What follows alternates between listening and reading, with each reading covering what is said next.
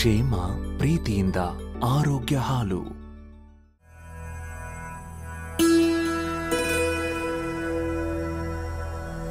Hi and welcome to episode 12 of Ramayana with Anuja.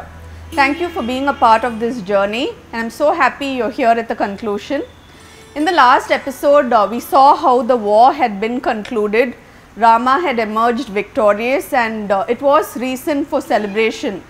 So at that moment, after a long time, Sita was actually looking forward to looking upon the face of her husband, and she looked at him with so much love and affection, and she was somewhat surprised to see that his eyes did not mirror her feeling, and she was a little taken aback by that. And before she could recover fully, Rama, who looked somewhat reserved, it was totally unlike, the expression on his face was something she had never seen before, a certain coldness, a certain remoteness, and she just shrunk a little bit into herself.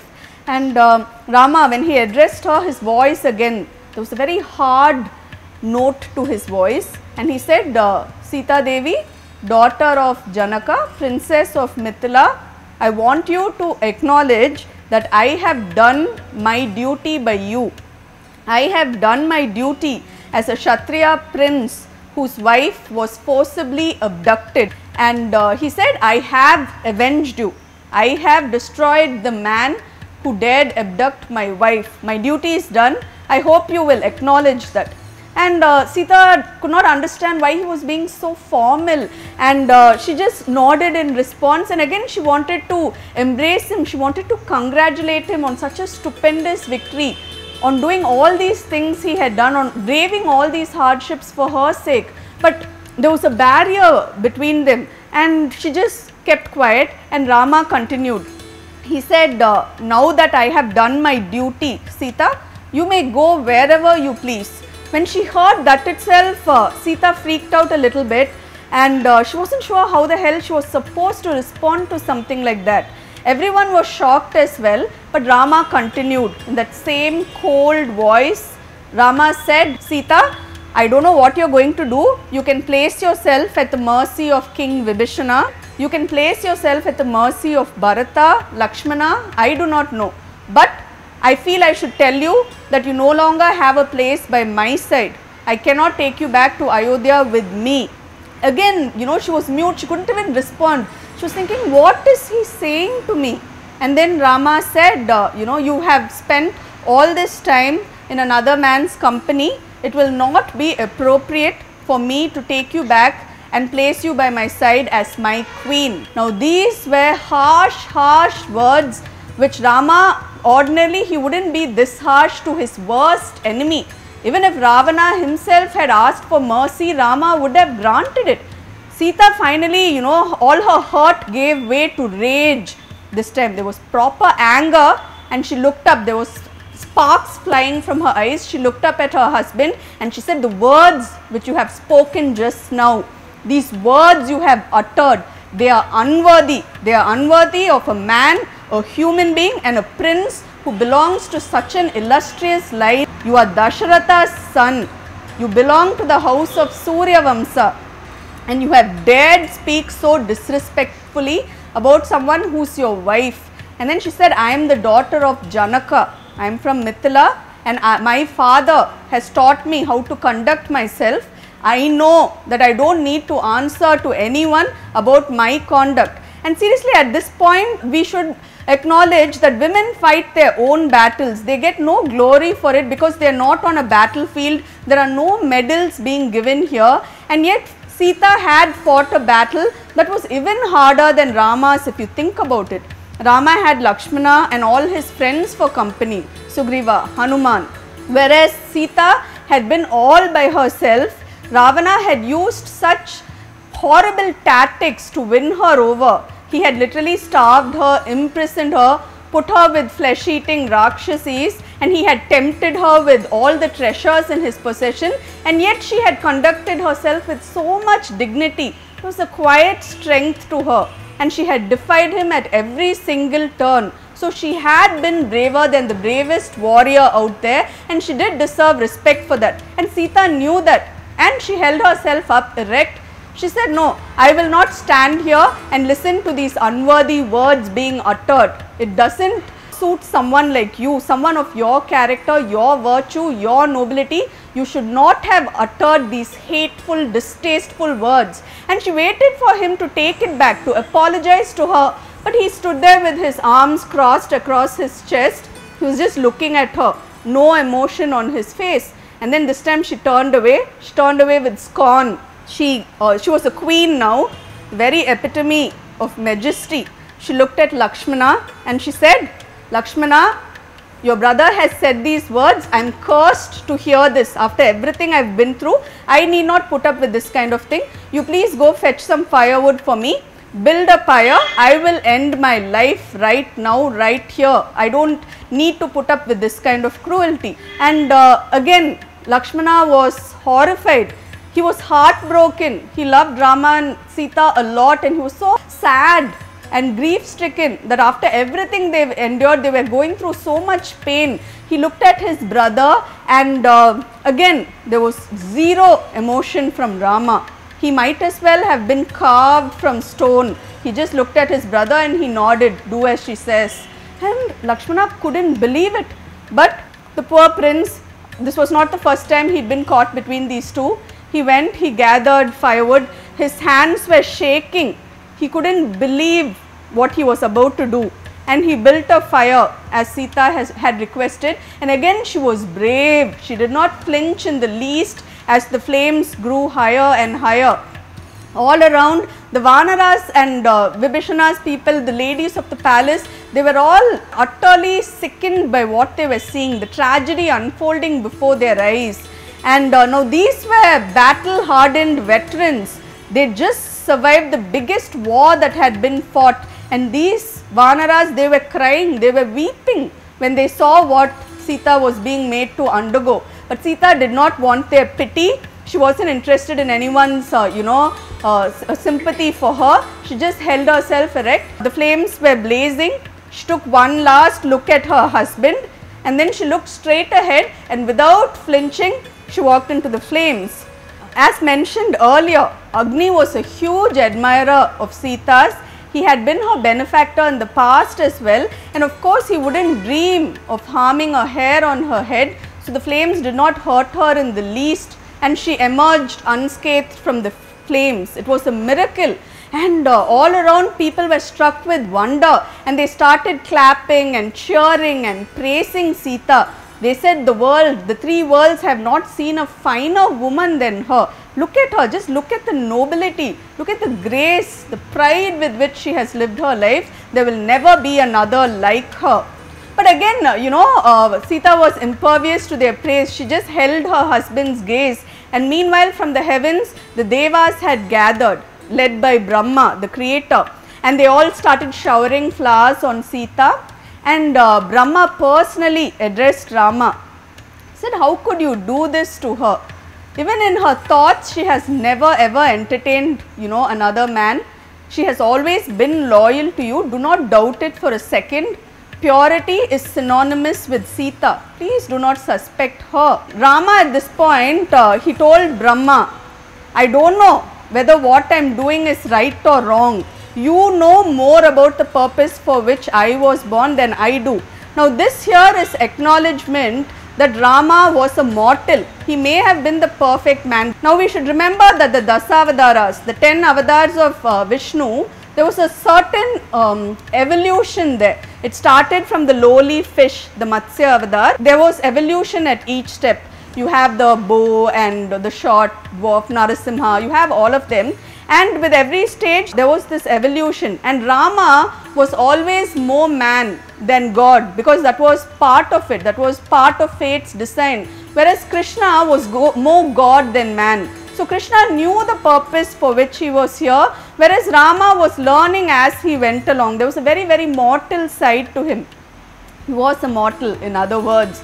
So again, this is a little bit of an explanation for what he did. But I feel I should clarify at this stage that whichever way you want to look at it, some people even say Valmiki tacked on this bit later, that apparently originally once he had killed Ravana and reunited with Sita, the divine spark in him merged again with Vishnu, and he was just a man who ruled for a bit with Sita. That's how it goes. But Valmiki tacked this on because there was a lot of pressure on him. So on that note, I think we should just step away from the Agni Pariksha, leave it there. I will continue with the story. Brahma and the celestials, they spoke to Rama, and Rama, again he clarified some more. He told Brahma that he himself did not suspect Sita, but he wanted to silence everyone else who dared to speak ill of his wife. He wanted to establish her innocence beyond a shadow of doubt, and the Agni Pariksha had proved that. There was a very sweet encounter awaiting Rama, Lakshmana and Sita after all the unpleasantness they had been through, for none other than Dasaratha appeared before them. Rama and Lakshmana ran to their father and embraced him, and Dasaratha wept tears of joy. He congratulated Rama on his victory, and he said, "I am so proud. No father is as blessed as I for having a son like you." And he quickly offered Rama a boon. Rama smiled at him. He thanked his father for everything. He said, "I was very lucky to have a father like you." And then he said, "There's just one thing I'll ask you. Please forgive Mother Kaikeyi. She has suffered so much. People have poured hate and scorn on her. She doesn't deserve it. Forgive her." Dasaratha agreed immediately. He placed his hand on Lakshmana's head and he said, "Child, you are so loyal. People are not going to forget this." And then he blessed Sita as well. He said, "Sita, your virtue is a lesson for women everywhere. I hope you'll be happy with my son forevermore." And this was such a very beautiful episode for all present. Next, it was Indra, the king of the Devas, who stepped forward and approached Rama. He blessed him. He said, "I can't thank you enough for everything you have done.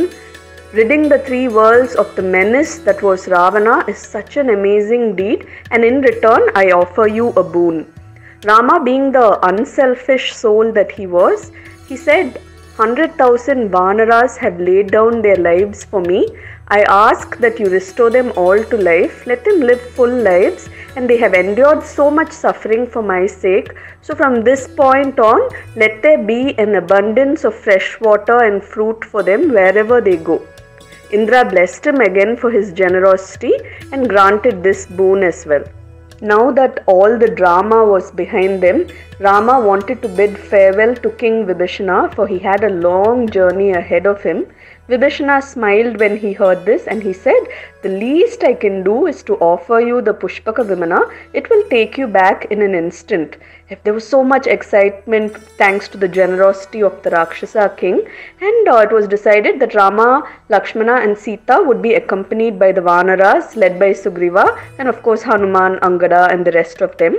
And Rama invited Vibhishana and the 4 good Rakshasas who had been so instrumental in helping him win this war, and they agreed to accompany him as well.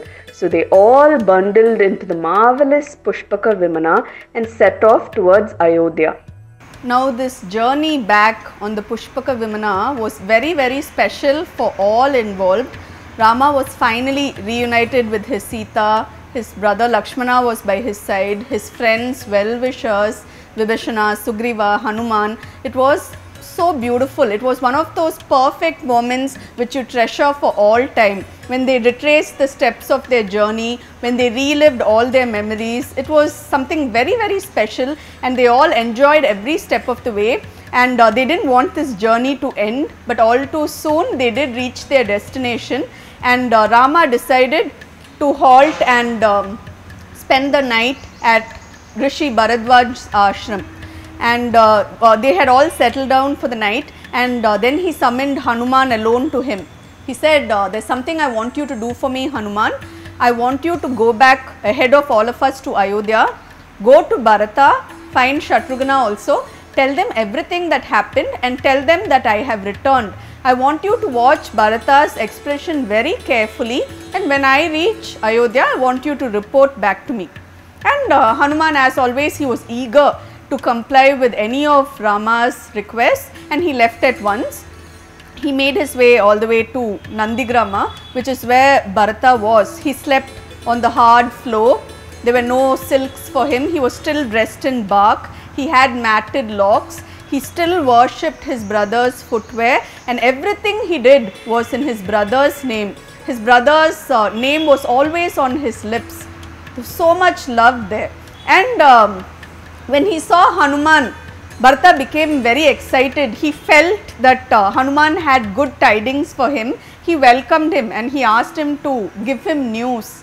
And Hanuman told him, have you heard, your brother has won this amazing victory in Lanka. And unfortunately those days they did not have quick means of communication like us. So Bharata had been completely clueless apparently, and Hanuman told him everything. He told him, and Bharata and Shatrughna were eager listeners as Hanuman told how they first met, and he gave a quick recap of the entire Ramayana from that point basically. Bharata and Shatrughna were excited like children, and they were so proud of their brother and everything he had achieved. When they heard about Lakshmana's loyalty, they were cheering, they were crying when they heard what had happened in Lanka. It was just very beautiful, this whole conversation between Hanuman and Rama's brothers. And Bharata said, I cannot wait even for a second to see my brother. It's all I have lived for. I just want to see my brother again, and I will be his slave for the rest of my life. I do not want this kingdom.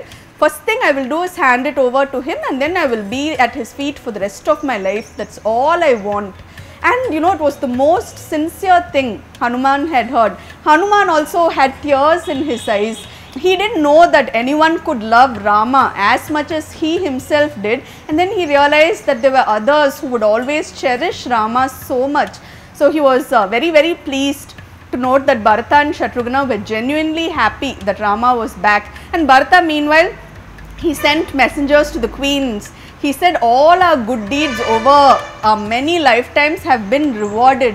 You know, Rama has returned to us safe and sound. He's been through so much. The 14 years felt like an eternity, but now he has returned to us. Let us not waste a second. Let us go welcome him back. Okay? And immediately preparations were made to receive Rama. All the citizens of Ayodhya gathered, and you know, there were celebrations and there was food cooked, there were decorations brought out, people started cleaning. They couldn't wait to welcome their prince back, and the queens were like young girls, you know. They were in advanced years, but they were like literally running to see Rama again. And Bharata and Shatrughna also, all dignity forgotten, they were like rushing to meet Rama. Meanwhile, Rama had reached the gates of Ayodhya, and he was so happy to see the procession there to greet him. And he saw Hanuman, and from Hanuman's expression itself, he knew that all was well, and he told Sita and Lakshmana, I am so fortunate. Can anyone brag and say that they have brothers like I do? Lakshmana came with me. He was there with me through difficult times. Bharata, he refused to accept the kingdom which was given to him. I am so blessed. And the four brothers embraced, and you know, they left everyone behind. Four of them ran and jumped into the Sarayu like children again, you know, and they washed off the matted blocks, and you know, they've had a bath the way you swim as children. And there was so much fun, and they were dunking each other, they were teasing each other, and everyone who was watching them felt so happy. And you know, they bought fine robes for all the princes, and they got haircuts, and they came out looking very handsome and spiffy, and the queens were delighted to see them. Rama went and got blessings from his mothers, and he paid special attention to Kaikeyi. You know, he touched her feet, and she said, I hope you have forgiven me. I am so sorry for everything I have done. And Rama said, please mother, please don't ask for forgiveness. Please, there is no need at all. And then he looked at her face closely, and he saw that though she had grown older, there was something so beautiful in her face now, something so radiant. It was like all the darkness had been lifted, and she was his mother again. So he knew that Dasaratha had forgiven her, and she was finally at peace. Now Kausalya, Kaikeyi and Sumitra, they welcomed Sita. They took her immediately to the ladies' chambers, and you know, they dressed her in fine garments, and Kausalya had kept, all three queens had kept their best jewelry for her. They put it on very lovingly for her, and it was not just for Sita. They welcomed the Vanara wives also, the wives of Sugriva and all the other Vanara generals who had fought. So they were also dressed nicely, and they did elaborate hairdos for them. and everyone started getting ready for the grand coronation of Rama. This was like the event of the Yuga. Everybody who was anybody was there. Vashishta officiated the event, of course, and all the rites and rituals were duly conducted. Rama and Sita took their place on the throne, and everything was done well. He was crowned, and Sita was also named as his queen. And at that point, Rama wanted to name Lakshmana as the heir apparent, but Lakshmana said, "No way. I am happy to do as you say. Don't give me, don't make me a prince regent and all. That position belongs to Bharata. He's already proved himself. So let him be your heir apparent." Again, this is very sweet, that the brothers always wished the best for each other. It was never selfish. It was never, I want all this for myself. There was no greed there. So it's very sweet that these brothers were not like that at all, and we really need to learn from them about this. And so all was well. The coronation went very smoothly. Rama made it a point to reward all his friends and well-wishers. Started with Sugriva and Vibhishana and Angada. He gave them personal gifts, his own jewelry. He took it off, family heirlooms, and it was a mark of his regard and affection. He gave them all this. And for Hanuman, there was something special, of course. Sita had this beautiful pearl necklace, which was a family heirloom, very, very precious to her, and she took that and she placed it round Hanuman's neck on her own to acknowledge everything he had done for them. And it was totally lovely, all the celebrations. And the Vanaras as well as Vibhishana stayed with Rama for a while, and then Vibhishana took his leave to return to Lanka. The Pushpaka vimana had been returned to Kubera, and Sugriva also, he said it was time he returned to Kishkinda. He said they belonged in the forest, which was their home, and also the Vanaras, they all took their leave. And Rama, at that point, he also mentioned that Vibhishana and Hanuman are Chiranjeevis.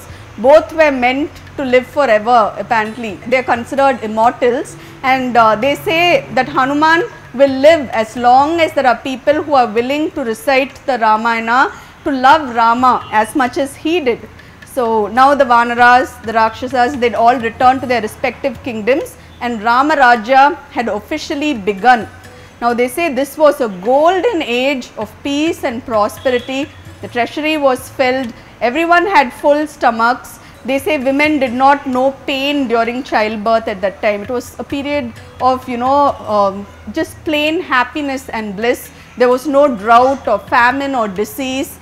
Everything was good, basically, a golden, beautiful age, and it went on for a long time. Those who lived in that age were very, very fortunate. They say it was for a duration of 10,000 years.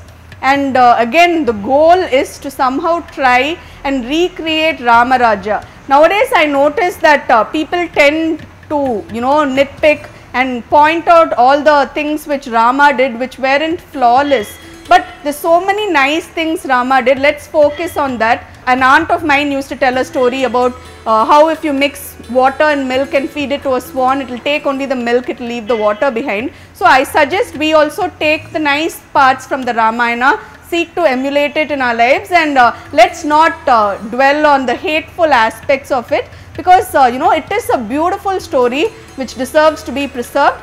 And I'm so happy I got this lovely opportunity to share the Ramayana with you. It has been such a beautiful experience, and I'm very, very grateful to have had it. I will conclude on this note. Thank you so much for being a part of this journey, and I hope to see you soon.